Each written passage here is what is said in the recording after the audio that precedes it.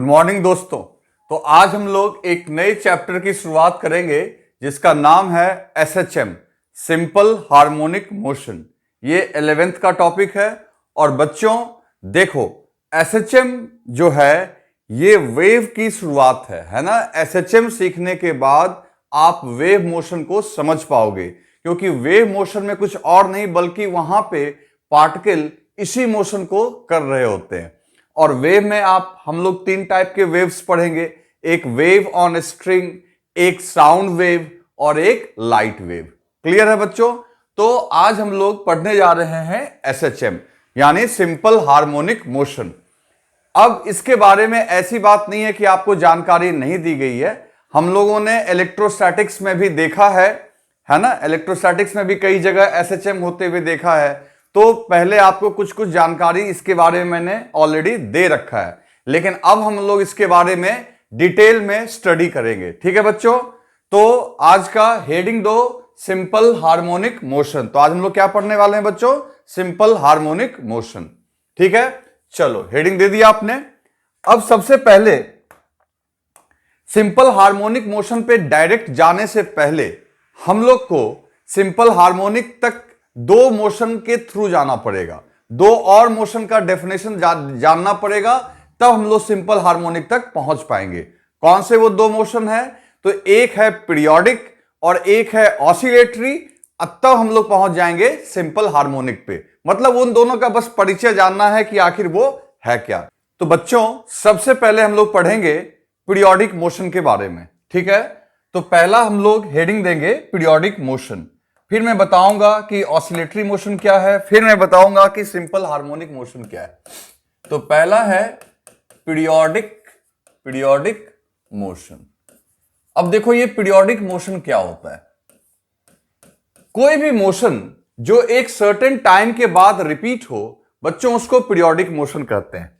इसमें जरूरी नहीं है कि पार्टिकल एक ही रास्ते के थ्रू मोशन को रिपीट करे, बस इसमें एक चीज की जरूरी होनी चाहिए, एक कंडीशन अपना रिक्वायर्ड है, दैट इज आपका मोशन जो रिपीट होना चाहिए वो एक सर्टेन फिक्स्ड टाइम इंटरवल में। मतलब कि सोचो कि अगर मान लो तुम रोज ए से बी जाते हो, बी से सी जाते हो और सी से वापस डी होते हुए ए पे पहुंचते हो। ठीक है, रोज सुबह 8 बजे निकलते हो और ये 10 बजे तक तुम वापस आ जाते हो, है ना। रोज ये 2 घंटे में ये मोशन तुम कर रहे हो। तो ये एक पीरियोडिक मोशन का एग्जाम्पल ही हो गया, है ना। या कोई पार्टिकल सर्कुलर पाथ पे चल रहा है, सर्कुलर पाथ पे चल रहा है लेकिन कांस्टेंट स्पीड से, क्योंकि अगर वेरिएबल स्पीड से मूव करेगा तो वो अपने प्लेस को अलग अलग टाइम पे रिपीट करेगा। जैसे मान लो अगर एक पूरा चक्कर काटने में 2 सेकंड लगता है, तो हर चक्कर 2 सेकंड का ही होना चाहिए, यानी फिक्स्ड टाइम पीरियड होना चाहिए, है ना। तो अगर कोई मोशन फिक्स्ड टाइम में रिपीट होता है ना, जरूरी नहीं है कि पाथ रिपीट हो या ना हो भी सकता है, नहीं भी हो सकता है, लेकिन मोशन एक फिक्स्ड टाइम में अगर रिपीट हो रहा है बच्चों, तो ऐसे मोशन को हम लोग क्या बोलते हैं? Periodic motion. और जितना टाइम लगता है उस मोशन को कंप्लीट करने में, यानी जितने टाइम के बाद वो मोशन आपका फिर से एक बार रिपीट होता है, उसको हम लोग बोलते हैं टाइम पीरियड। क्या बोलते हैं बच्चों? Time period. तो पीरियोडिक मोशन का डेफिनेशन बहुत सिंपल हो गया, ज्यादा मुश्किल नहीं है। इसमें आप सिर्फ यही लिख दोगे कि if motion of particle is repeated in fixed time interval then the motion is called periodic motion. ठीक है बच्चों? तो मैं इस डेफिनेशन को लिख दे रहा हूं यहां पे। If motion of particle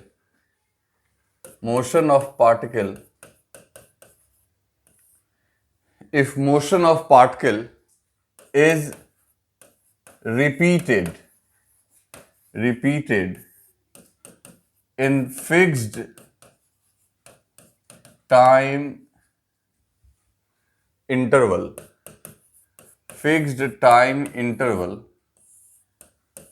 then the motion is known as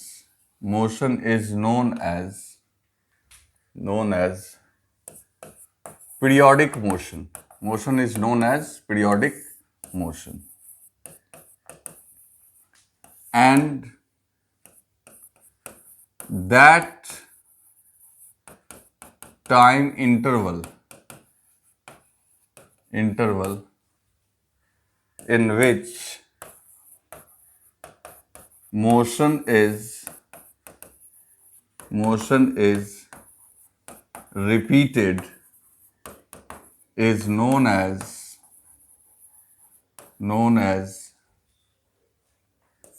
time period. ठीक है बच्चों, अब इसमें पाथ रिपीट हो भी सकता है, नहीं भी रिपीट हो सकता है। ये भी मैं लिख दे रहा हूं यहां पे, इंपॉर्टेंट। पाथ मे बी और may not be repeated. Path जो है बच्चों मे बी और मे नॉट बी रिपीटेड, ठीक है ना। चलो एग्जाम्पल कौन कौन से हो गए इसके, तो ढेर सारे एग्जाम्पल है, ठीक है ना। जैसे कि मान लो यूनिफॉर्म सर्कुलर मोशन, और उसके अलावा पेंडुलम वगैरह तो है ही, खैर वो सब बाद में बात करेंगे हम लोग। तो यूनिफॉर्म सर्कुलर मोशन ही क्यों हमने लिखा, क्योंकि अगर सर्कुलर मोशन नॉन यूनिफॉर्म होगा तो पार्टिकल की जो स्पीड होगी वो वेरिएबल होगी, तो हर चक्कर काटने का जो टाइम होगा वो क्या होगा, अलग अलग। तो उसको हम लोग पीरियोडिक मोशन नहीं बोलेंगे। पीरियोडिक मोशन में टाइम का फिक्स्ड होना जरूरी है, ठीक है बच्चों। तो ये लिख लो, फिर आगे हम लोग देखते हैं। तो दोस्तों अब हम लोग बात करते हैं ऑसिलेटरी मोशन का। देखो ये जो ऑसिलेटरी मोशन है ये पीरियोडिक का ही एक हिस्सा है, पीरियोडिक का ही एक स्पेशल टाइप। मतलब यूं कह लो कि ऑसिलेटरी कोई अलग नहीं है, but this is special case of periodic motion. यानी पीरियोडिक मोशन के में ही एक कंडीशन लगा देने से वो ऑसिलेटरी में कन्वर्ट हो जाता है। अब वो क्या क्या कंडीशंस है, तो सबसे पहली बात तो देखो ये ऑसिलेटरी जो है ये पीरियोडिक वाली खासियत तो लेके रहेगा। मतलब पहला पॉइंट तुम यहां यही लिख देंगे, इन दिस केस, यहां भी वही बात होगी, in this case motion of particle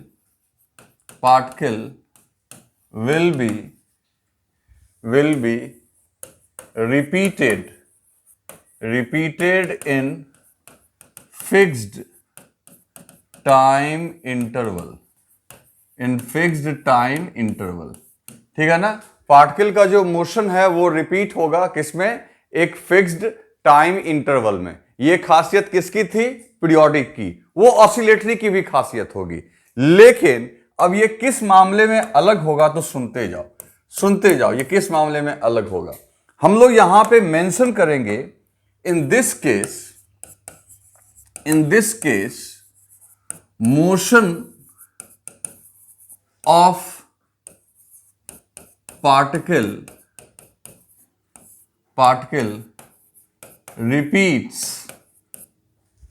repeats on same path, that is to and fro। इसका क्या मतलब हुआ वो समझो। जैसे देखो मान लो एक पार्टिकल ए से गया है ना, ए से गया कहां तक, बी तक, ए से गया बी तक, और फिर ए से गया बी तक, और फिर वापस बी से आया ए तक, ए से गया बी तक, बी से आया ए तक। अगर ऐसा मोशन हो रहा है तो दिस इज ऑसिलेटरी।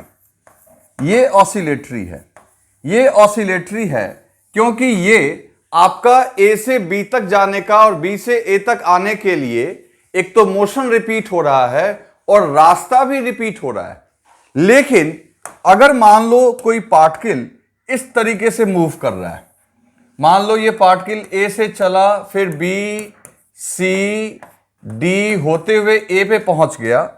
मान लो अगर कोई ऐसे मूव कर रहा है तो इसको हम लोग पीरियोडिक बोलेंगे, ऑसिलेटरी नहीं बोलेंगे। रास्ता रिपीट नहीं हो रहा है, कुछ लोगों को यह बात अजीब लगेगी कि सर रास्ता तो रिपीट हो रहा है। अरे भाई एक बात सुनो, रास्ता रिपीट का मतलब यह नहीं होता है कि एक साइकिल पूरा हुआ अब फिर उसी पाथ पे चल रहा, उसको रिपीटिशन नहीं बोलते। आप खुद सोचो, ए से बी गया, बी से सी गया, सी से डी आया और फिर ए पे पहुंच गया।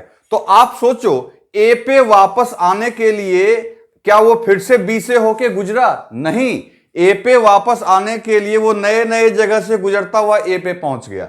देखो ए से चला, बी पे गया, सी पे गया, डी पे गया। लेकिन इसको हम लोग पाथ रिपीट तब बोलते जब ये ए से बी जाता और वापस फिर इसी रास्ते पे यहां पे लौटता।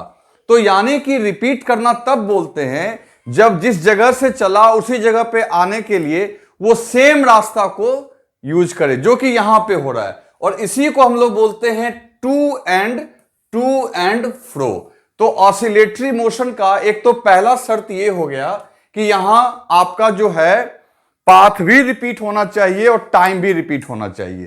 तो ये पीरियोडिक है, दिस इज पीरियोडिक, ये पीरियोडिक है, बट नॉट ऑसिलेटरी। ये ऑसिलेटरी नहीं होगा, है ना। लेकिन इसकी बात अगर करेंगे तो ये ऑसिलेटरी है और पीरियोडिक तो है ही, क्योंकि पीरियोडिक कहता है कि भाई रास्ता रिपीट करो ना करो उससे हमको मतलब नहीं है, बल्कि बस टाइम रिपीट होना चाहिए।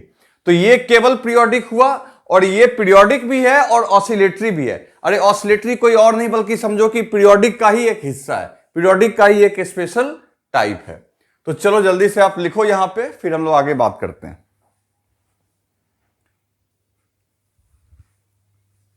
अब जरा सोचो बच्चों कि कहीं पे कोई पार्टिकल अगर मोशन को रिपीट कर रहा है, किसी रास्ते पे रिपीट कर रहा है, तो रिपीट कैसे करेगा, क्या क्या कंडीशंस होना चाहिए और समझो।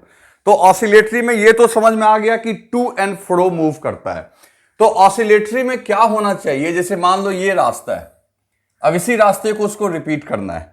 तो ऑसिलेटरी में होना क्या चाहिए, जब कभी भी ऑसिलेटरी मोशन होगा तो ये बात गारंटी है कि वहां पे कोई एक पॉइंट होगा जिसके अबाउट वो टू एंड फ्रो मूव करेगा। और ये जो भी पॉइंट होगा बच्चों, इसका नाम होगा मीन पोजीशन, है ना। ये कोई फिक्स्ड पॉइंट होगा जिसके अबाउट वो ऑसिलेट करेगा, फिक्स्ड पॉइंट। जब भी मीन पोजीशन पे आएगा बच्चों तो उस पे नेट फोर्स वहां पे क्या होगा, नेट फोर्स वो जीरो होगा। मीन पोजीशन पे नेट फोर्स क्या होगा, जीरो। और उसके बाद चाहे इधर जाए चाहे इधर जाए, मान लो कि अगर पार्टिकल इस तरफ जाएगा, इस तरफ गया, यानी पॉजिटिव डिस्प्लेसमेंट हुआ एक्स में, तो ऑटोमेटिकली उसको वापस खींचने के लिए आप खुद सोचो, कोई पार्टिकल इधर जा रहा है तो वापस लौटने पे मजबूर कब होगा, जब उसको इधर जाते समय कोई पीछे खींचेगा। आप सोच के देखो कि अगर कोई पार्टिकल आगे जा रहा है और उसे फिर रिपीट करना है तो ऐसा तो तभी संभव होगा जब हमारा पार्टिकल, मान लो ये बॉक्स है, बॉक्स को ही पार्टिकल मान लो, जब हमारा पार्टिकल का डिस्प्लेसमेंट पॉजिटिव एक्स की तरफ होगा तो निश्चित तौर पे वहां पे कोई एक अपोजिट डायरेक्शन में फोर्स लगना चाहिए, है ना, तब ना उसको खींच के लाएगा। तो ये जो फोर्स लग रहा है ना भाई, ये जो फोर्स लग रहा है आपका, इस फोर्स को हम लोग बोलते हैं रीस्टोरिंग फोर्स। तो एक बात समझ में आ रही है तुमको, ऑसिलेटरी मोशन होने के लिए एक तो फिक्स्ड पॉइंट होना चाहिए जिसको मीन पोजीशन बोलेंगे।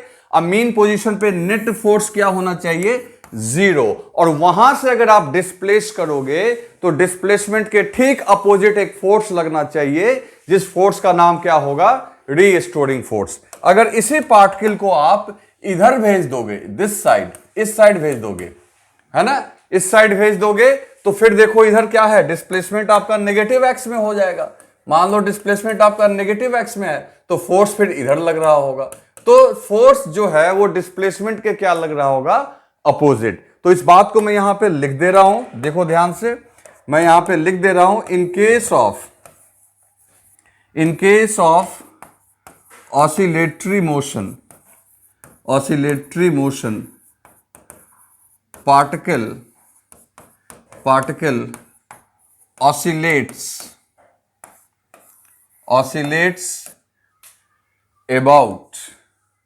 oscillates about a fixed point, fixed point, है ना, फिक्स्ड पॉइंट, जिसको हम लोग क्या बोलते हैं बच्चों, मीन पोजीशन, ठीक है।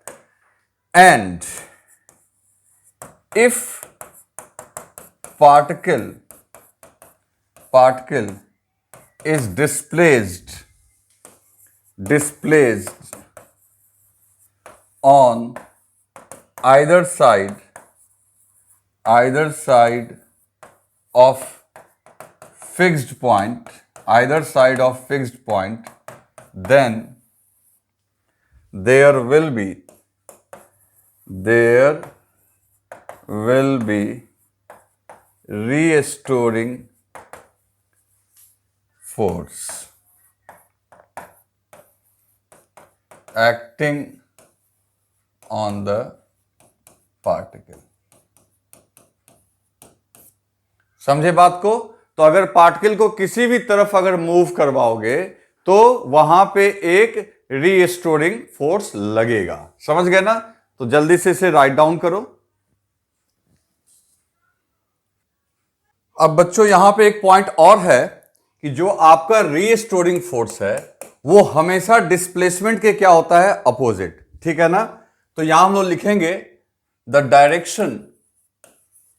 Direction of restoring force is always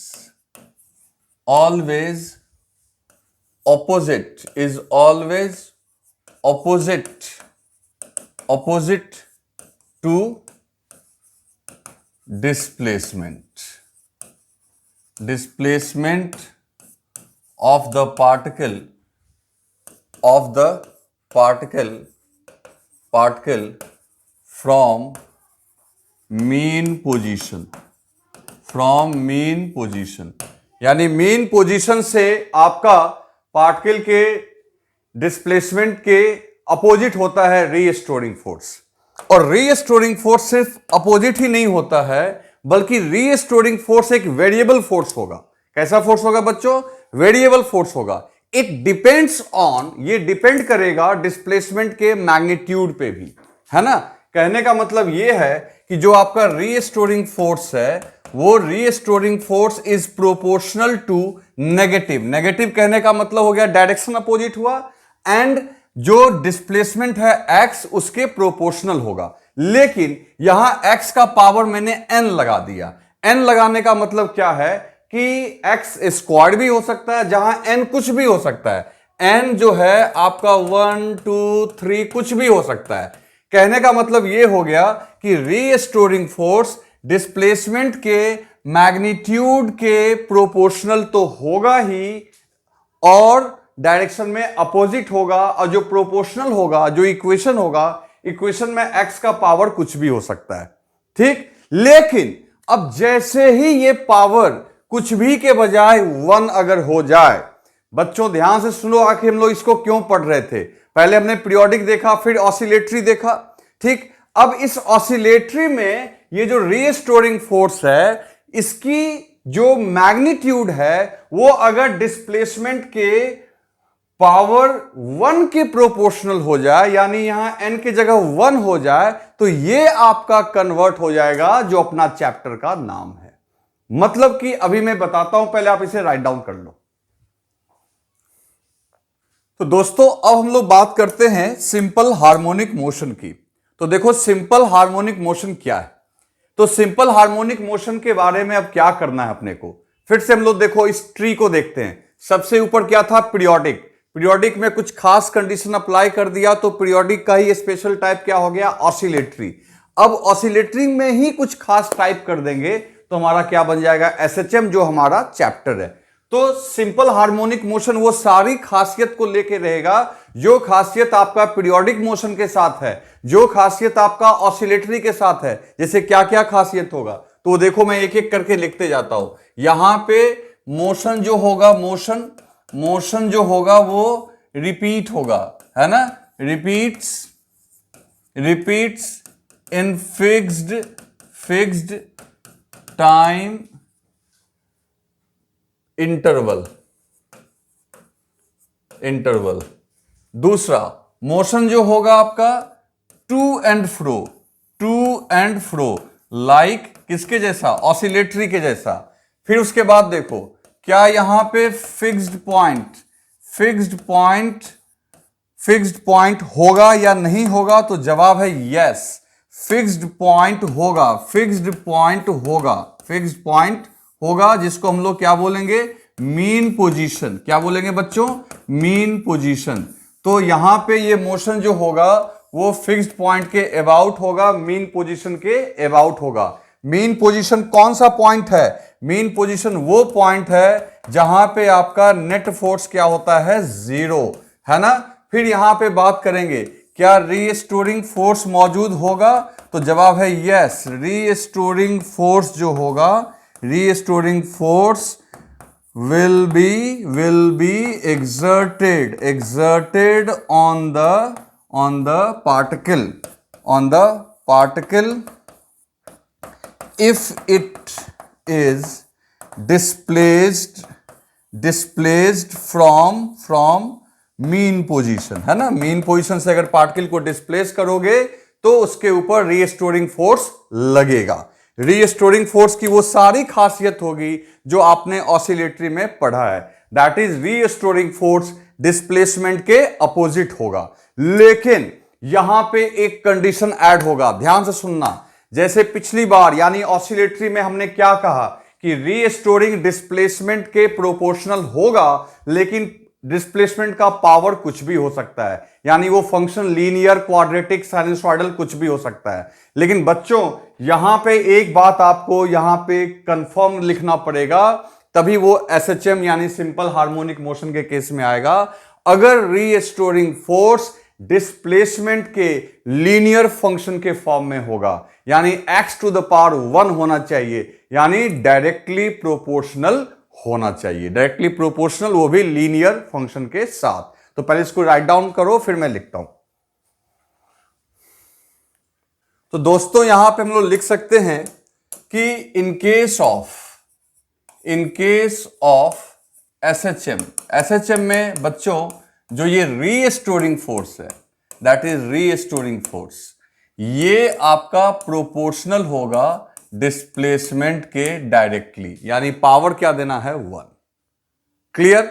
अब यहां पे तुम चाहो तो कांस्टेंट लगा सकते हैं, हम लोग लगाएंगे भी।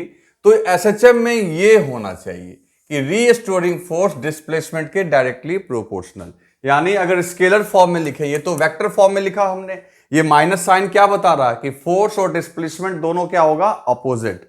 अगर हम लोग इसको स्केलर फॉर्म में लिखेंगे तो रीस्टोरिंग फोर्स प्रोपोर्शनल होना चाहिए डिस्प्लेसमेंट के डायरेक्टली। क्लियर है। तो एक तरीके से अगर कहा जाए बच्चों, एक तरीके से कहा जाए तो हम कह सकते हैं कि जो आपका एसएचएम है, SHM is special case of oscillatory motion.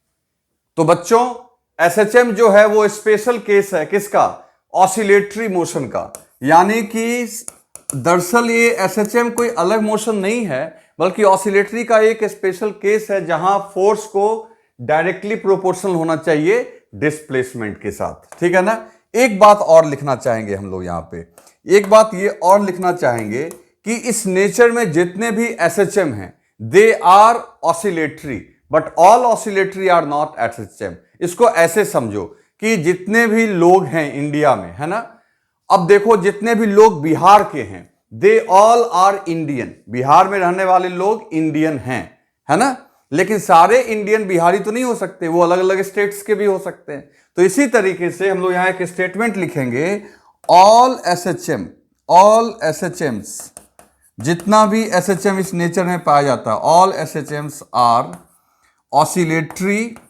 Oscillatory in nature, है ना, ऑसिलेटरी इन नेचर, बट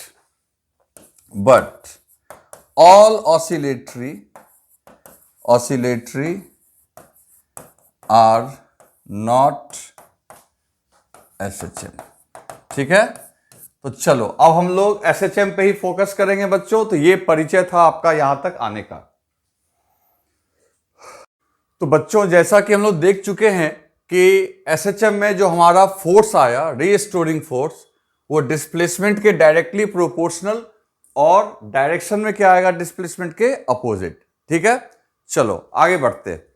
अब एक बात सोचो कि न्यूटन्स लॉ से आप एक बात समझो कि अगर कहीं पे फोर्स लगेगा, अगर बॉडी पे नेट फोर्स लगेगा तो वो उसमें एक्सेलरेशन भी पैदा करेगा। ये हमने न्यूटन्स लॉ में पढ़ रखा है। तो from Newton second law, from Newton's second law, है ना, न्यूटन के दूसरे लॉ से हमने ये पढ़ रखा है कि F equals to mass into acceleration.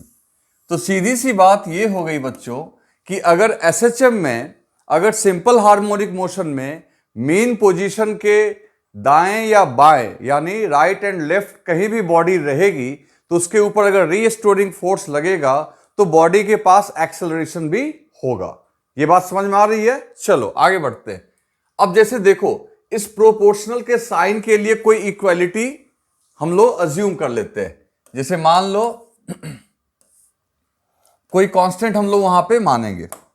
तो फॉर इक्वेशन 1,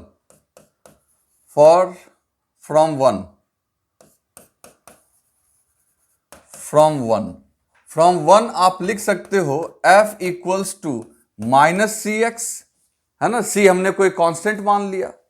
फिर 2 से F जो कि ma है, ma के जगह पे, F के जगह पे हम लोग क्या लिख सकते हैं, ma, ठीक है ना। तो फ्रॉम टू जहां पे F है वहां पे हमने लिख दिया m into a equals to minus c x. Clear है? चलो अब यहां से क्या लिख सकते हैं, a equals to minus C upon m into X. आ रही है बात समझ में?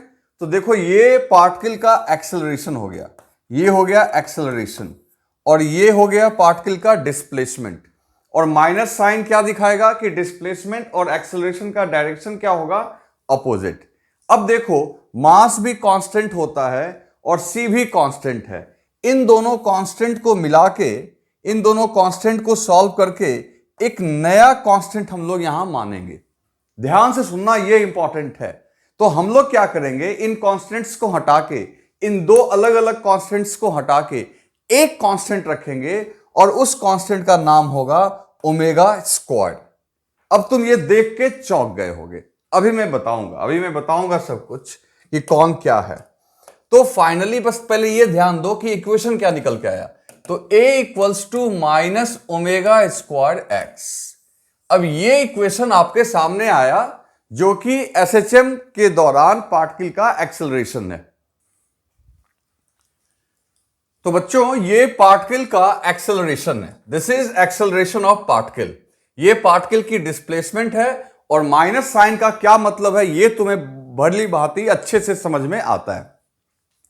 ये तुम कहोगे कि सर ये आपने ओमेगा स्क्वायर क्या माना। दोस्त ये ओमेगा स्क्वायर जो है ये एक पॉजिटिव कांस्टेंट। तो तुम कहोगे कि ठीक है, अगर आपको दो कांस्टेंट मानना ही था, c बाई एम को हटा के कोई एक नया कांस्टेंट, तो उसको आप सीधा ओमेगा मान लेते। ओमेगा स्क्वायर क्यों मान रहे हो? तो देखो इसका जवाब तुम्हें बहुत जगह नहीं मिलेगा, लेकिन मैं इसका जवाब आपको देता हूं। मेरे को पता है, और अभी आप कुछ देर बाद देखोगे, कि जब अभी हम लोग इक्वेशंस डिराइव करेंगे तो इस कांस्टेंट का बार बार देखना, जब डेरिवेशन के समय अंडर रूट के फॉर्म में इसका यूज होगा। ठीक है, तो अब सोचो अगर मैं इसको ओमेगा मानता तो अंडर रूट के फॉर्म में इस हर जगह लिखना पड़ता अंडर रूट ओमेगा। लेकिन ओमेगा स्क्वायर मानने का ये फायदा होगा कि जब कभी भी अंडर रूट होगा तो ओमेगा लिखना पड़ेगा, तो लिखना मेरे लिए क्या हो जाएगा, आसान। नई बात समझे? जैसे देखो, मान लो किसी रॉड की लेंथ माननी है। अगर इसकी लेंथ L मानोगे और तुमको यह पता है कि डेरिवेशन करते समय बार बार इसके आधे लेंथ की चर्चा होनी है, तब तो तुम्हें बार बार L/2 लिखना पड़ेगा, क्योंकि टोटल लेंथ तुमने कितना माना हुआ है, L। लेकिन इससे बेहतर यह नहीं होगा कि पूरे लेंथ को तुम 2L भी मान लो। अरे मानने में क्या जाता है, L मानो चाहे 2L मानो, ताकि जब हाफ करेंगे तो हर जगह हमें क्या लिखना पड़े, L।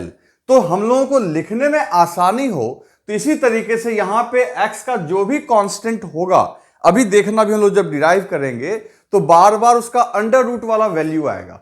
तो अंडर रूट वाला वैल्यू आएगा तो पहले ही हम लोग उसको स्क्वायर करके मान लेते हैं ताकि उस कांस्टेंट का अंडर रूट लिखने में हमको आसानी हो। आई बात समझ में? अच्छा, इस ओमेगा स्क्वायर को पॉजिटिव कांस्टेंट, और इसका फिजिक्स के हिसाब से देखो क्या नाम है। इस ओमेगा को आप एंगुलर वेलोसिटी मत समझना, ये कांस्टेंट का नाम है, ओमेगा हमने रखा है। जैसे म्यू रखते हैं, जैसे एप्सिलॉन रखते हैं, वैसे ही ओमेगा स्क्वायर रखा है ना। दरअसल ओमेगा कांस्टेंट है और उसका स्क्वायर को हम लोग यहां पे अज्यूम कर रहे हैं। इस ओमेगा का नाम जो है, ओमेगा को हम लोग यहां बोलते हैं एंगुलर फ्रीक्वेंसी। एंगुलर फ्रीक्वेंसी, इस कांस्टेंट का नाम दिया गया है बच्चों एंगुलर फ्रीक्वेंसी। क्या नाम दिया गया है? Angular frequency. ये एंगुलर वेलोसिटी नहीं है, ये क्या है? एंगुलर फ्रीक्वेंसी है। समझ गए ना? यहां कोई नाचने वाचने से मतलब नहीं है, ये एक कांस्टेंट है जिसका नाम है एंगुलर फ्रीक्वेंसी, और एक्स के कॉफिशिएंट में इस कांस्टेंट का स्क्वायर आता है। ये याद रखेंगे कि एक्स के कॉफिशिएंट का जो भी, एक्स का जो भी कॉफिशिएंट होगा उसको अंडर रूट करने से हमें ओमेगा मिल जाएगा। तो जैसे एक्स का कॉफिशिएंट ओमेगा स्क्वायर है तो उसको अंडर रूट करेंगे तो हमें ओमेगा की वैल्यू मिल जाएगी। ठीक है बच्चों? तो अब देखो क्या करेंगे।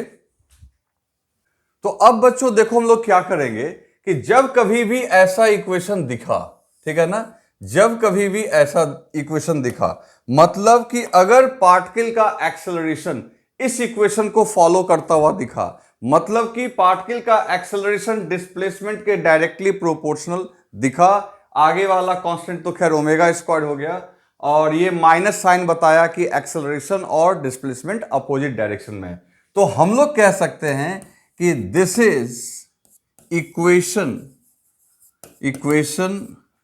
फॉर पार्टिकल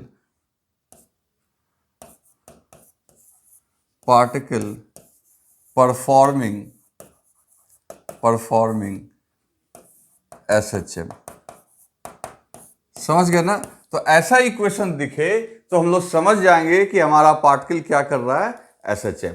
अच्छा, ये तो खैर वेक्टर फॉर्म में, मतलब कि ये अगर मान लो कि इधर इस पे एरो लगा दो, यहां भी एरो लगा दो तब, लेकिन इन स्केलर फॉर्म अगर लिखना चाहेंगे, सिर्फ मैग्नीट्यूड को रिलेट करना चाहेंगे, तो A equals to omega square x भी लिख सकते हो। यानी ये माइनस नहीं भी रहेगा तो कोई दिक्कत नहीं है, लेकिन वहां पे सिर्फ किसको हम लोग रिलेट कर रहे हैं? मैग्नीट्यूड को। डायरेक्शन के साथ अगर रिलेट करोगे तो आगे माइनस भी लगाओगे। तो इसे राइट डाउन कर लो। दोस्तों अब हम लोग पहला SHM के सिस्टम को भी डिस्कस करेंगे। आपने जब कभी भी बुक में देखा होगा या सुना होगा, कहीं भी जब भी SHM की बात आती है तो आपने देखा होगा एक ब्लॉक होता होगा और एक स्प्रिंग, उसको लेके ही बात आती है। और सच्चाई भी ये है कि हमें 90 to 80% जो डिस्कशन है जो SHM का है वो स्प्रिंग ब्लॉक सिस्टम के लिए ही करना होता है। और भी SHM के एग्जाम्पल्स हैं जो हम लोग देखेंगे, लेकिन मेनली जो फॉर्मूला, क्योंकि यहां जो डेरिवेशन होगा, ध्यान देना, एक बात अच्छे से समझ लो कि जो इसके लिए इक्वेशन में डिराइव करूंगा वो मोर और लेस, मतलब कि लगभग वो इक्वेशन में कुछ मॉडिफिकेशन कहीं कहीं करना पड़ सकता है, बाकी सिस्टम के लिए भी वैलिड होगा। समझ गए ना? कम से कम वेलोसिटी, पार्टिकल का एक्सेलरेशन, पोजीशन, सबका जो इक्वेशन टाइम के फंक्शन में जो हम लोग यहां कैलकुलेट करेंगे वो सब जगह वैलिड ही होगा। हाँ, टाइम पीरियड का जो फॉर्मूला मैं निकालूंगा वो अलग अलग सिस्टम के लिए अलग अलग होगा, और कैसे क्या होगा वो सब हम लोग देखेंगे। समझे बच्चों? तो सबसे पहले जो मोस्ट कॉमनली आस्क्ड, जो सबसे ज्यादा आपसे पूछा जाने वाला है, जो सबसे पहला और इंपॉर्टेंट सिस्टम है वो है स्प्रिंग ब्लॉक सिस्टम। अब स्प्रिंग ब्लॉक सिस्टम में भी एक आपका हॉरिजॉन्टल सरफेस पे रखा हुआ हो सकता है और दूसरा वर्टिकली हैंग किया हुआ होता है। हम लोग को दोनों देखना है, हम दोनों आपको बताएंगे, लेकिन पहले हम लोग डिस्कस करने जा रहे हैं spring block system placed on horizontal surface. Okay, तो पहले मैं आपको थोड़ा मोशन समझाता हूं और उसके बाद हम लोग इक्वेशंस वगैरह निकालेंगे। जैसे कि देखो, अब जो जो क्राइटेरिया हमने यहां पे ऑसिलेटरी और SHM के लिए देखा है, पहले वो देखते हैं कि क्या एक स्प्रिंग ब्लॉक सिस्टम उसको फुलफिल यानी कि उसको पूरा करने में सक्षम है या नहीं है। जैसे देखो, अभी कुछ लिखना मत, ये मैं आपको समझाने के लिए बस बता रहा हूं। मान लो कि ये वॉल है, वॉल से लगा हुआ एक स्प्रिंग है ना। अब एक बात और, आप एसएचएम देखने से पहले ये जब आप देख रहे होंगे तो थोड़ा रिवीजन आप जरूर कर लीजिएगा। आप रिवीजन स्प्रिंग फोर्स का कर लीजिएगा जो आपको मैंने न्यूटन्स लॉ में बताया था। इसके अलावे आप वर्क पावर एनर्जी वाला चैप्टर में भी जाके कम से कम कंजर्वेशन ऑफ एनर्जी वगैरह जो मैंने अच्छे से आपको समझाया है उसको थोड़ा ध्यान रखिएगा कि स्प्रिंग में एनर्जी कितनी स्टोर होती है, स्प्रिंग वर्क डन कैसे करता है, ये सारी चीजें आपको मैंने डिटेल में बता रखी है मैकेनिक्स में, उसको एक बार रिवाइज कर लीजिएगा आप। ठीक है बच्चों, क्योंकि वर्क पावर एनर्जी में आपको याद होगा कितना हम लोग स्प्रिंग के बारे में पढ़े थे और साथ ही साथ न्यूटन्स लॉ में भी, तो उनको थोड़ा देख लीजिएगा। अब जैसे देखो, अब आ जाओ वापस।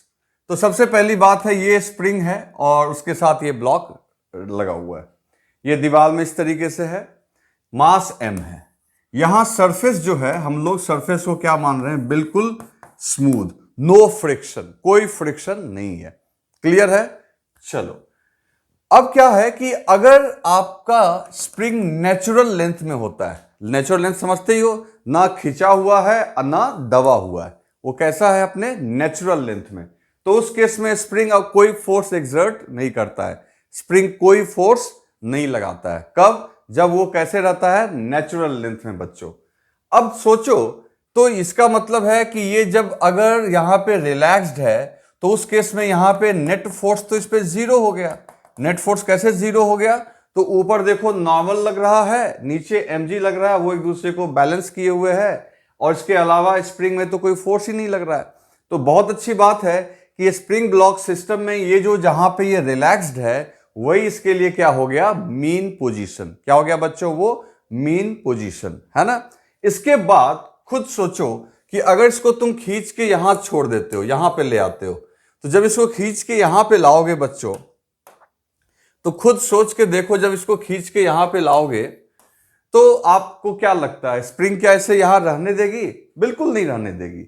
जैसे ही तुम यहां पे लेके आओगे और उसके बाद अगर तुम रिलीज कर देते हो, जब तक तुम होल्ड करके रखे हो तब तक अलग बात है, लेकिन तुम जब खींच के लाओगे तो तुम्हें पता है कि स्प्रिंग जो है, आपको याद होगा न्यूटन्स लॉ में मैंने बता रखा है कि स्प्रिंग जो फोर्स लगाती है वो फोर्स का मैग्नीट्यूड होता है kx, जहां k क्या है, स्प्रिंग कांस्टेंट, और x जो है वो मीन पोजीशन से डिस्प्लेसमेंट, मतलब कि नेचुरल। याद होगा कि जब स्प्रिंग आपका रिलैक्स्ड होता है तो उस लेंथ को हम लोग क्या बोलते हैं, नेचुरल लेंथ। क्या बोलते हैं बच्चों? Natural length. सब कुछ लिखा हुआ है आपके कॉपी में। तो जब स्प्रिंग आपका रिलैक्स्ड होता है उसको हम लोग बोलते हैं नेचुरल लेंथ। तो जब स्प्रिंग नेचुरल लेंथ पे होता है, ठीक है, जहां पे कोई खिंचाव या तनाव या दबाव कुछ नहीं है, उसके बाद x दूरी तक लेके जाओगे तो स्प्रिंग फोर्स जो लगेगी वो कितनी लगेगी, kx, और ठीक ये ऐसे लगेगा। तो खुद सोच के देखो बच्चों कि डिस्प्लेसमेंट है आपका पॉजिटिव एक्स में, मान लो ये पॉजिटिव एक्स एक्सिस है, तो डिस्प्लेसमेंट है इधर, लेकिन फोर्स, स्प्रिंग फोर्स ठीक इसके अपोजिट लग रहा है। तो ये बात तो बिल्कुल सही जा रही है। एसएचएम में ऐसा होना भी चाहिए कि आपका जो पार्टिकल का डिस्प्लेसमेंट है और फोर्स है क्या है, वो अपोजिट होना चाहिए। ठीक इसी तरीके से इधर खींचने के बजाय इधर अगर आप कंप्रेस कर देते तो भी वही बात होती। कंप्रेस करने पे क्या होता कि आपका डिस्प्लेसमेंट इधर होता तो स्प्रिंग फोर्स उधर लगता। तो ये बात तो यहां सही बैठ रही है कि डिस्प्लेसमेंट और फोर्स का डायरेक्शन क्या है, अपोजिट। आ रही है बात समझ में? चलो, अब एक बात सोचो कि यहां पे अगर रिलीज कर दोगे तो ये वापस फिर दौड़ता हुआ आएगा, है ना, दौड़ता हुआ आएगा, क्योंकि ये स्प्रिंग फोर्स लग रहा है। तो फोर्स लगेगा तो आप जानते हो न्यूटन लॉ से एक्सेलरेशन होगा, और एक्सेलरेशन की वजह से जब ये मीन पोजीशन पे आएगा तो आपको क्या लगता है, यहां पे ये रेस्ट में आ जाएगा? बिल्कुल नहीं, क्योंकि आपने पहले भी देखा है कि अगर इसको लगातार फोर्स लगाते हुए लेके आएंगे तो यहां पे इसकी जबरदस्त वेलोसिटी होगी, क्योंकि लगातार आपने क्या किया है, इसको एक्सेलरेट करवाया है। तो इसके बाद क्या होगा, इसी वेलोसिटी की वजह से ये फिर आगे की ओर जाएगा, लेकिन जैसे ही इधर आएगा तो स्प्रिंग फिर अब उसको क्या करेगी, क्योंकि स्प्रिंग कंप्रेस होने लगेगी तो स्प्रिंग उसको अपोजिट डायरेक्शन में क्या करेगी, पुश करेगी, जिससे वो स्लो होगा और फिर यहां आके कहीं पे रेस्ट में आ जाएगा। लेकिन फिर नहीं बैठेगा, क्योंकि यहां रेस्ट में आएगा तब तक स्प्रिंग दब गया है, तो फिर ये मीन पे आएगा, फिर इधर जाएगा। तो इस तरीके से बच्चों ये ऑसिलेट करना शुरू कर देगा। अगर हम यहां पे किसी प्रकार के फ्रिक्शन को नेग्लेक्ट कर दें, जैसा कि मैंने पहले ही कहा था कि सरफेस क्या लेना है, आपको स्मूथ सरफेस लेना है। तो अगर सरफेस स्मूथ है तो रास्ते में किसी प्रकार का कोई एनर्जी का लॉस भी नहीं होगा, और ना ही एयर ड्रैग है। एयर के प्रेजेंस को भी, एयर के रेसिस्टेंस को भी हम लोग यहां क्या कर रहे हैं, नेग्लेक्ट। तो इसका मतलब है कि जो भी इसकी एनर्जी रहेगी बच्चों, वो एनर्जी क्या रहेगी, कंजर्व, और ये लगातार ये क्या करता रहेगा, एसएचएम मतलब कि मोशन करता रहेगा। भी एसएचएम करेगा कि नहीं करेगा वो तो हम लोग प्रूव करेंगे, लेकिन इतना हम लोग जोर गारंटी कर सकते हैं कि ये आपका क्या करता रहेगा बच्चों, मोशन करता रहेगा। समझ गए ना? तो इस तरीके से हम लोग इसको कह सकते हैं कि यहां पार्टिकल आपका चांसेस है कि एसएचएम कर सके, क्योंकि हमारे पास यहां वो सारा क्राइटेरिया है। बीच में एक मीन पोजीशन भी है जहां पे नेट फोर्स 0 है। इसके अलावे body to and fro move कर रहा है। बस अब जो एसएचएम के लिए और कंडीशन है उसको हमको वेरीफाई कर लेना है। तो मैं अभी आपको इसको रब करके एक अच्छे से डायग्राम बनाता हूं और बहुत कुछ लिखता हूं। तो दोस्तों यहां पे देखो, मैंने डायग्राम में अच्छे से दिखा दिया है कि ये बीच में हमने लिख दिया है मीन पोजीशन, जहां पे नेट फोर्स 0 होगा। ये कब की बात होगी, जब स्प्रिंग आपका रिलैक्स्ड होगा। और इधर जो मैक्सिमम दूरी पे जाएगा तो उस दूरी को हमने +a लिख दिया है। एक्स का कोऑर्डिनेट क्या लिख दिया है, +a। a का मतलब यहां होता है बच्चों maximum displacement from mean position, और इसको हम लोग बोलते हैं एम्पलीट्यूड। क्या बोलते हैं बच्चों, एम्पलीट्यूड। कोई पूछेगा, हम लोग बाद में लिखेंगे भी इस चीज को, कोई पूछेगा एम्पलीट्यूड क्या है, तो कहना कि ऑसिलेशन के दौरान मीन पोजीशन से जो मैक्सिमम डिस्प्लेसमेंट, चाहे राइट साइड में हो चाहे लेफ्ट साइड में हो, उसको हम लोग बोलते हैं एम्पलीट्यूड। चूंकि राइट साइड के तरफ हमने पॉजिटिव एक्स एक्सिस माना है, दैट्स वाई यहां +a लिख दिया है, और यहां लेफ्ट साइड में नेगेटिव एक्स माना है, इसलिए हमने -a लिखा है। लेकिन एम्पलीट्यूड का जो मैग्नीट्यूड होगा वो a होगा। क्लियर? चलो, जब ये आपका मैक्सिमम डिस्टेंस पे होगा तो यहां पे निश्चित तौर पे रेस्ट में होगा, क्योंकि यहां से जहां से छोड़ोगे लास्ट में ले जाके वही दूरी हो गई आपका मैक्सिमम। तो यहां पे पार्टिकल की जो वेलोसिटी क्या होती है, 0। इस पोजीशन को एक तो बोल सकते हैं एम्पलीट्यूड पे है, और एक नाम और दे सकते हैं, एक्सट्रीम भी बोल सकते हैं, एक्सट्रीम पोजीशन। क्या बोल सकते हैं बच्चों, एक्सट्रीम पोजीशन।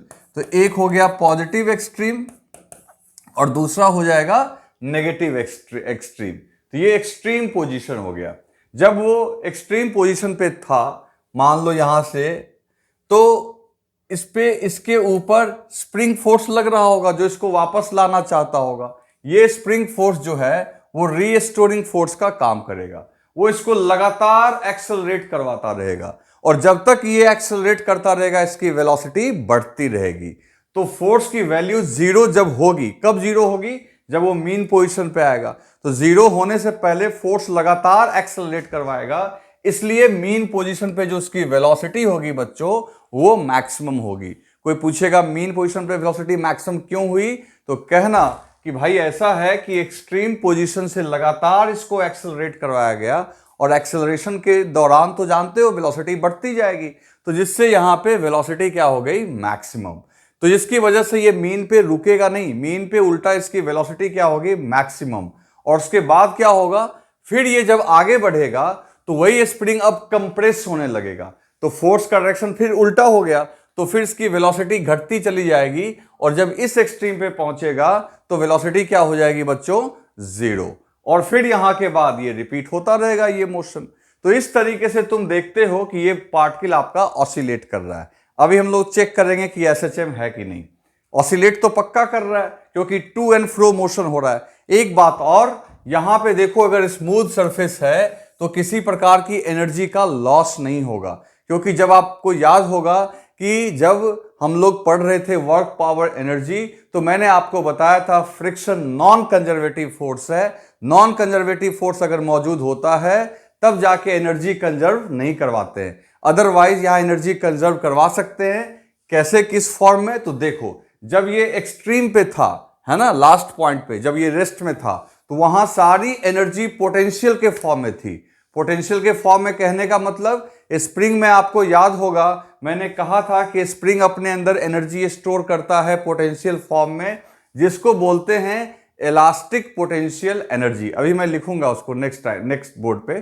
तो हम लोग उसको क्या बोलते हैं? इलास्टिक पोटेंशियल एनर्जी, या मैं फॉर्मूला लिख दे रहा हूं। तो देखो याद करो, इलास्टिक, इसलिए मैंने कहा था कि वर्क ऑफ एनर्जी थोड़ा आप रिवाइज कर लीजिएगा। इलास्टिक पोटेंशियल एनर्जी, है ना, इलास्टिक पोटेंशियल एनर्जी, इसको ईपीई बोलते हैं। और ये याद करो, मैंने आपको बताया था कि किसी स्प्रिंग में कितना स्टोर होता है, तो हाफ के एक्स स्क्वायर। अगर जहां पे एक्स जो है डिस्प्लेसमेंट है, अगर हम लोग एक्सट्रीम पॉइंट की बात करें तो डिस्प्लेसमेंट ए है, तो यहां हो जाएगा हाफ के ए स्क्वायर। और ये सिर्फ एक्सटेंशन के समय नहीं, कॉम्प्रेशन के समय भी यही फॉर्मूला आप लगाएंगे, और वहां कोई नेगेटिव नहीं लिखेंगे, क्योंकि आप खुद ही देख सकते हैं ये स्क्वायर है ना। तो इसका मतलब है कि जो स्प्रिंग है ये अपने अंदर एक एनर्जी स्टोर करके रख सकती है, जो हाफ के एक्स स्क्वायर, यानी यहां पे रहेगा तो हाफ के ए स्क्वायर हो जाएगा, क्योंकि एक्स की वैल्यू क्या रखोगे? ए। और यही पोटेंशियल एनर्जी धीरे धीरे काइनेटिक के फॉर्म में कन्वर्ट होगी जब वो मीन पोजीशन पे आएगा, है ना, जहां पे मीन पोजीशन पे एक्स की वैल्यू 0 हो जाएगी, उस समय वेलोसिटी क्या होगा? मैक्सिमम। तो सारी पोटेंशियल एनर्जी यहां कन्वर्ट हो जाएगी किस फॉर्म में? काइनेटिक के फॉर्म में।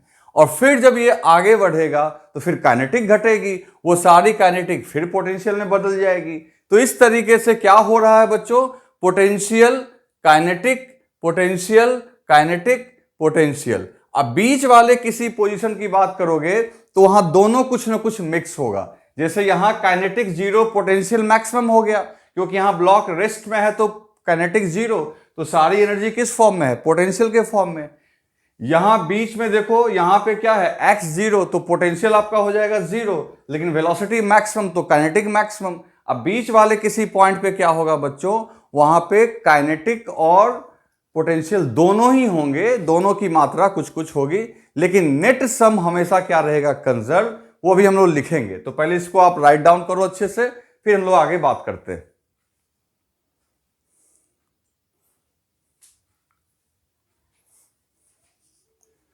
तो आगे इसमें बच्चों लिखेंगे, इन स्प्रिंग ब्लॉक सिस्टम, इन स्प्रिंग ब्लॉक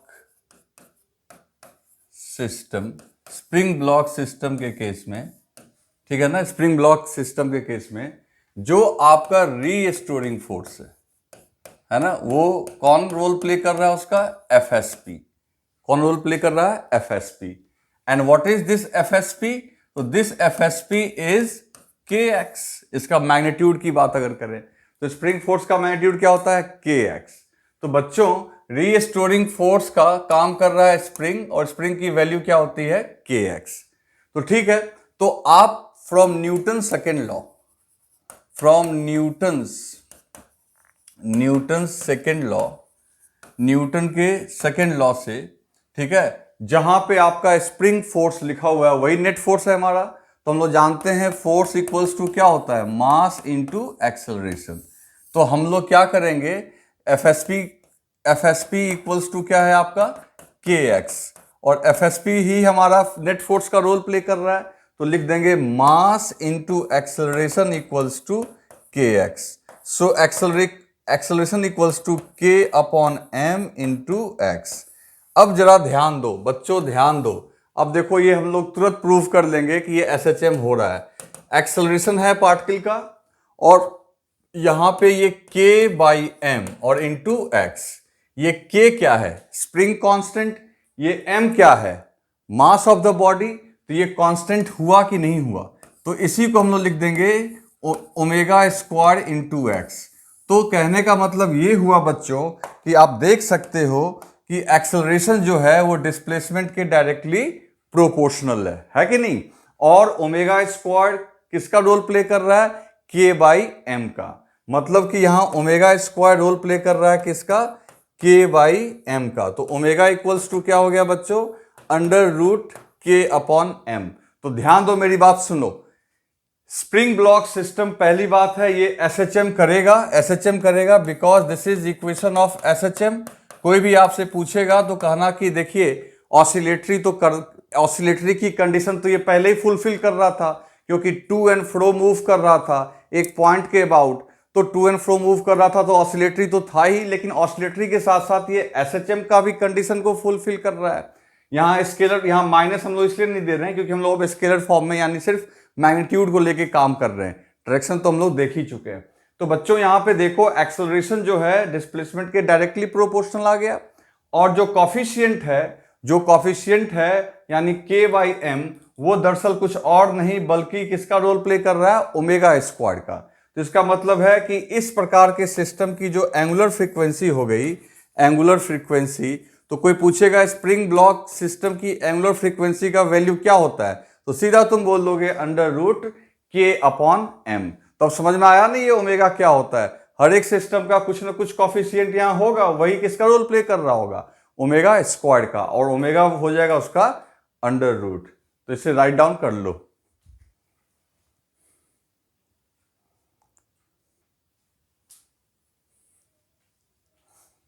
अब बच्चों यहां पे देखो, यहां पे हमने हेडिंग दिया है conservation of total mechanical energy during SHM of A spring block system.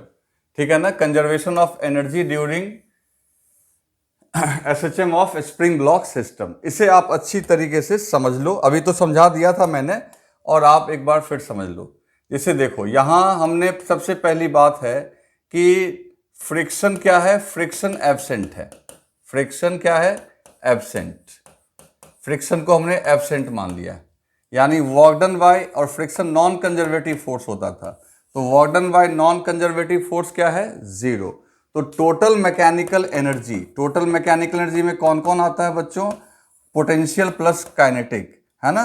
तो ये क्या रहेगा आपका, कंजर्व्ड रहेगा, ये आपका कंजर्व्ड रहेगा। मतलब कि potential energy plus kinetic energy की वैल्यू क्या रहेगी, कांस्टेंट। दोनों की वैल्यू मिला के कांस्टेंट रहेगी।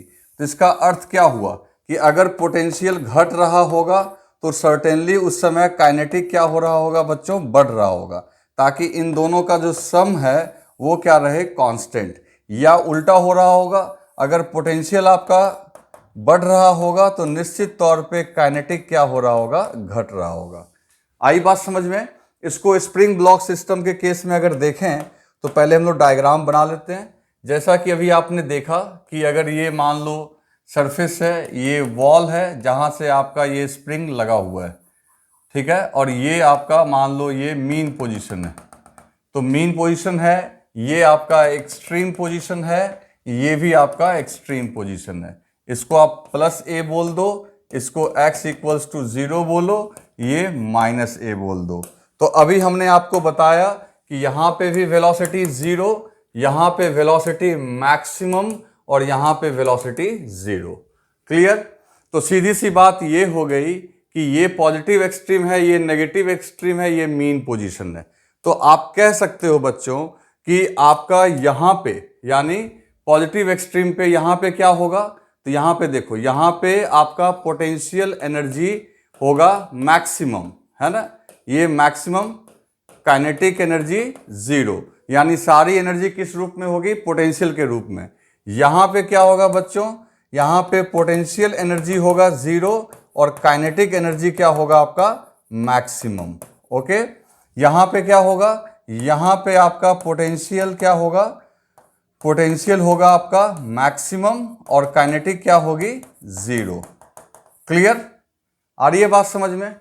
तो एक तो ये समझ लो कि ये बस आपस का कन्वर्जन है। अब बीच वाले किसी पॉइंट पे क्या होगा, जैसे मान लो यहां पे, ठीक है ना, यहां पे है, मान लो कोई एक जनरल पॉइंट है, यहां x है और यहां वेलोसिटी भी कोई साधारण वेलोसिटी भी है, मान लो ऐसे पार्टिकल जा रहा है, तो इस जगह पे आपका क्या होगा, काइनेटिक एनर्जी भी नॉन जीरो होगा और पोटेंशियल एनर्जी भी नॉन जीरो होगा, है ना। तो बीच वाले पॉइंट पे दोनों प्रकार की एनर्जी होगी। तो आप जल्दी से लिख लो एक बार, फिर मैं कुछ समझाता हूं आपको।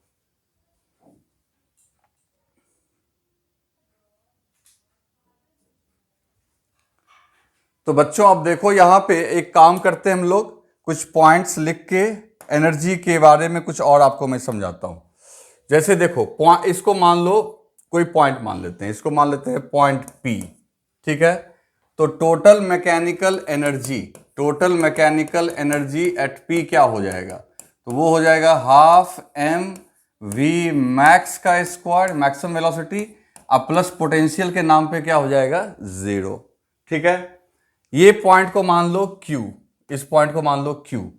तो total mechanical energy at Q क्या हो जाएगा बच्चों?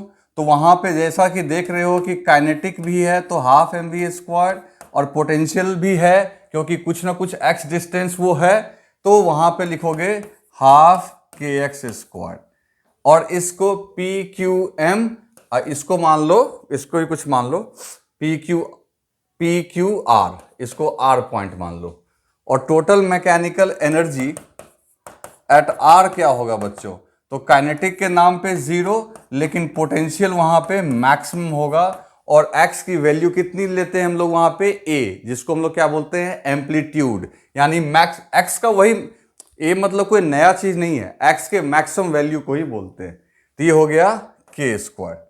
और चूंकि टोटल मैकेनिकल एनर्जी कंजर्व है तो आप बहुत आसानी से लिख सकते हो total mechanical energy at P equals to total mechanical energy at Q equals to total mechanical energy at R। इसका मतलब है हम बहुत आराम से लिख सकते हैं हाफ mv मैक्स का स्क्वायर इक्वल्स टू, है ना, यहां तो 0 है तो सिर्फ यहां टोटल एनर्जी हो गई half mv max square plus equals to half mv square plus half kx square, वहां दोनों है बीच वाले पॉइंट पे, एंड फिर एक्सट्रीम पे आ जाओगे तो सिर्फ क्या है आपका? पोटेंशियल है हाफ ka स्क्वायर। तो इस तरीके से हम लोग इस तरीके से एक इक्वेशन लिख के इस बात को दर्शाना चाह रहे हैं कि हर एक जगह पे टोटल एनर्जी का सम क्या होता है? सेम, है ना। कोई पूछे तुमसे कि भाई एक पार्टिकल SHM कर रहा है, इसकी मैक्सिमम काइनेटिक है 40 जूल, तो मैक्सिमम पोटेंशियल कितनी होगी? तो सीधी सी बात है, यहां मैक्सिमम काइनेटिक अगर 40 जूल है तो पोटेंशियल तो 0 होगा, और वही यहां पे आके सारा का सारा 40 जो है वो पोटेंशियल में कन्वर्ट हो जाएगा और काइनेटिक क्या हो जाएगा? 0। ठीक है बच्चों, तो इतना लिख लो। आज के लिए हम लोग इतना करते हैं, और फिर नेक्स्ट लेक्चर में आपको ढेर सारी चीजें और डेरिवेशंस करेंगे, और आज आप रिवाइज इसको कर लीजिएगा। और आपसे मेरा फिर रिक्वेस्ट है कि थोड़ा न्यूटन्स लॉ देख लीजिएगा स्प्रिंग से रिलेटेड, और वर्क ऑफ एनर्जी भी आप एनर्जी कंजर्वेशन और स्प्रिंग से रिलेटेड पॉइंट्स देख लीजिएगा थोड़ा सा। ऐसे मैंने बता दिया है, आपको दिक्कत नहीं होनी चाहिए।